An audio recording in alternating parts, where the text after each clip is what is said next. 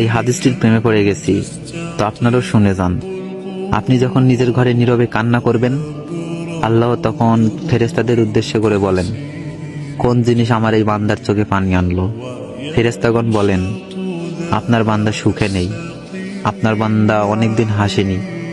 এই বলে ফেরেশতাগণ কান্না করতে থাকেন এবং আল্লাহকে বলেন, হে আমার রব, আপনি তো জানেন আপনার এই বান্দার হৃদয়ে কি রয়েছে, অতএব আপনি তার জন্য সবকিছু সহজ করে দিন। আল্লাহ বলেন, আমার এই বান্দা এমন কিছু জীবন থেকে হারিয়ে ফেলেছে যে সে অধিক ভালোবেসেছিল।